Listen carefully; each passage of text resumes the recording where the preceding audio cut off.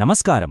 ఆధునిక హైరార్కికల్ లో పవర్ డిజైన్లో డిజైనర్ ఆలోచనలను టూల్స్కు ఖచ్చితంగా చెప్పడమనేది అతిపెద్ద సవాలు.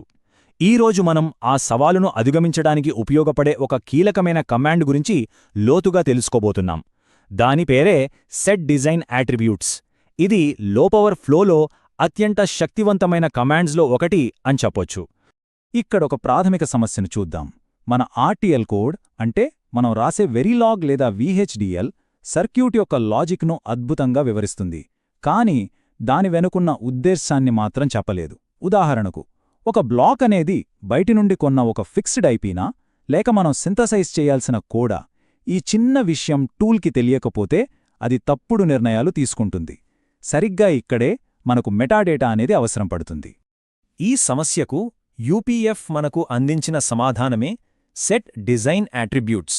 దీన్ని ఇలా ఊహించుకోండి, ఇది డిజైనర్ యొక్క ఉద్దేశానికి, టూల్స్ చేసే పనికి మధ్య ఒక బ్రిడ్జ్ లాంటిది. ఒక మెటాడేటా బ్రిడ్జ్ అన్నమాట. ఈ బ్రిడ్జ్ లేకపోతే సింథసిస్, ప్లేస్ అండ్ రౌట్, ఇంకా వెరిఫికేషన్ టూల్స్ మధ్య కమ్యూనికేషన్ గ్యాప్ వచ్చేస్తుంది.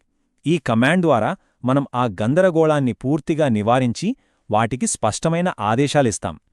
సో ఈ కమాండ్ యొక్క ముఖ్య ఉద్దేశం ఏంటంటే, మన HDL చెప్పలేని విషయాలను చెప్పడం.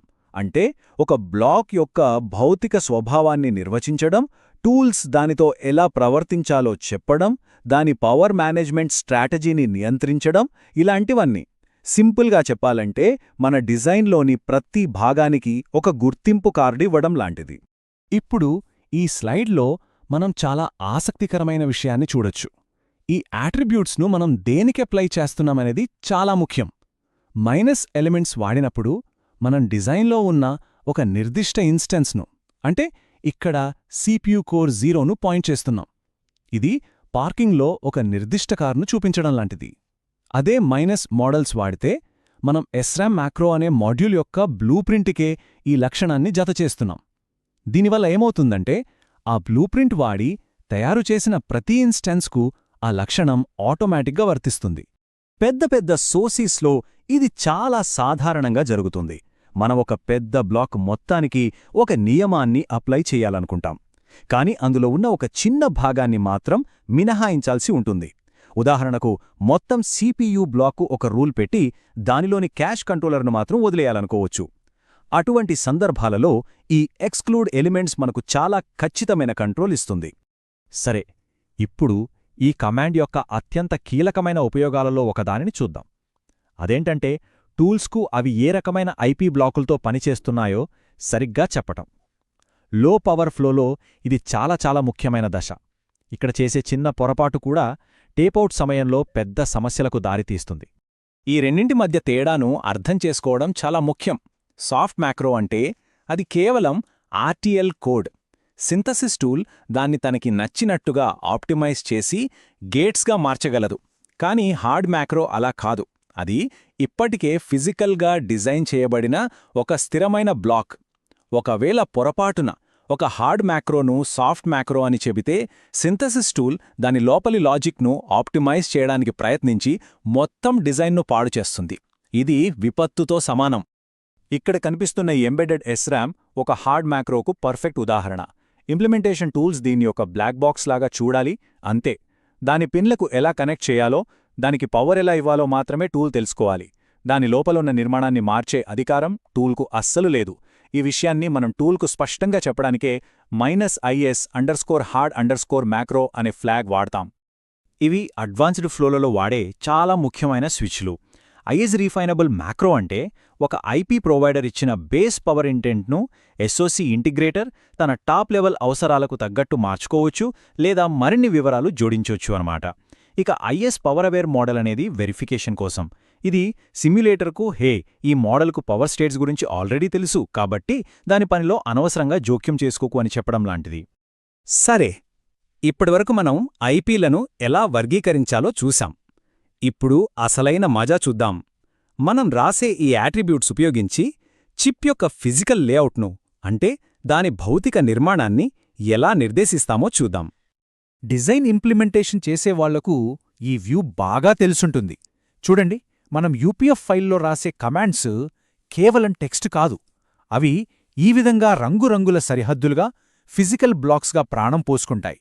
ఒక రకంగా చెప్పాలంటే యూపీఎఫ్ అనేది మన చిప్ యొక్క ఫిజికల్ పవర్ ఆర్కిటెక్చర్కు బ్లూ ప్రింట్ లాంటిది. ఇక్కడ ఒక అద్భుతమైన ఉదాహరణ ఉంది. చూట్టానికి చిన్న లైన్లా ఉన్న ఈ లోవర్ డొమైన్ బౌండరీ యాట్రిబ్యూట్ చాలా పవర్ఫుల్. ఇది నెస్టెడ్ పవర్ డొమైన్ల మధ్య భౌతిక సరిహద్దును ఎక్కడా గీయాలో టూల్స్కు ఖచ్చితంగా చెప్తుంది. ఇది పవర్ గ్రిడ్ ప్లానింగ్లో స్పష్టతనిస్తుంది. అంతేకాదు ఐఆర్ డ్రాప్ అనాలిసిస్ లాంటి సైన్ ఆఫ్ చెక్స్కు చాలా కీలకం. పవర్ స్విచ్చింగ్లో మనకు 2 పద్ధతులున్నాయి. కోర్స్ గ్రెయిన్ అంటే ఒకే పెద్ద పవర్ స్విచ్ను వాడి మొత్తం బ్లాక్ను ఆఫ్ చేయడం. ఇది ఇంటికి ఉన్న మెయిన్ స్విచ్ లాంటిది. ఫైన్ గ్రెయిన్ అంటే ప్రతి స్టాండర్డ్ సెల్ లోపలే చిన్న పవర్ గేటింగ్ ట్రాన్సిస్టర్లను అమర్చడం. ఇది ప్రతి రూమ్కి ఉండే స్విచ్ లాంటిది. ఈ స్విచ్ సెల్ టైప్ అట్రిబ్యూట్ ద్వారా మనం ఏ పద్ధతిని వాడాలో ఇంప్లిమెంటేషన్ టూల్కు చెబుతాము. ఇది ఏరియా, పవర్, పర్ఫార్మెన్స్ మీద డైరెక్ట్ ప్రభావం చూపిస్తుంది. మన డిజైన్ను ఎంత అద్భుతంగా ఇంప్లిమెంట్ చేసినా అది సరిగ్గా పనిచేస్తుందని నిరూపించాలి కదా, లేకపోతే అదంతా వృధా. అందుకే ఈ యాట్రిబ్యూట్స్లు లో పవర్ వెరిఫికేషన్ కోసం ఎంత కీలకమో ఇప్పుడు చూద్దాం. ఇది చాలామందికి తెలియని ఒక అడ్వాన్స్డ్ టెక్నిక్. సాధారణంగా సిమ్యులేషన్లో ఒక బ్లాక్ ఒకేసారి ఇనిషియలైజ్ అవుతుంది.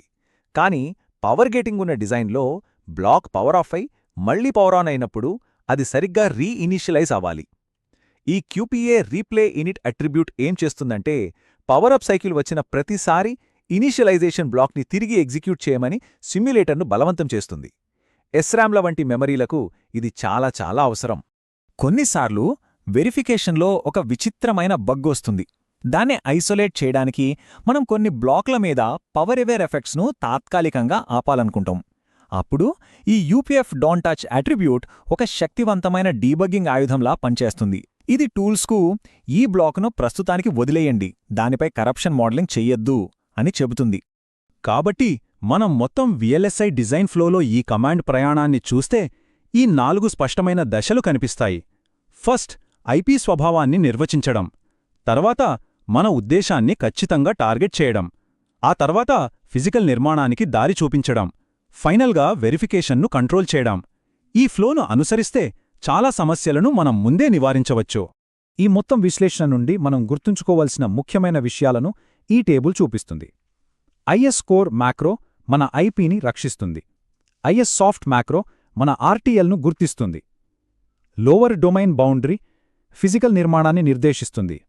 మరియు క్యూపీఏ రీప్లే ఇనిట్ వెరిఫికేషన్ను సరైన దారిలో పెడుతుంది. ఇవి ఈ కమాండ్ యొక్క అత్యంత కీలకమైన అప్లికేషన్లు. సరే, సెట్ డిజైన్ యాట్రిబ్యూట్స్ ద్వారా మన ఉద్దేశాన్ని టూల్స్కు స్పష్టంగా తెలియజేశాము. అవి ఇప్పుడు మరింత తెలివిగా పనిచేయగలవు. కానీ లో పవర్ డిజైన్ ప్రయాణం ఇక్కడితో ముగియదు కదా. మన ఉద్దేశం స్పష్టంగా ఉన్నప్పుడు ఫ్లోలో మనకు ఎదురయ్యే తదుపరి సవాలు లేదా అవరోధం ఎక్కడుంటుంది? అది పవర్ స్టేట్ టేబుల్స్ క్రియేట్ చేయడంలోనా, లేక స్టాటిక్ ఐఆర్ డ్రాప్ అనాలిసిస్లోనా? ఆలోచించండి.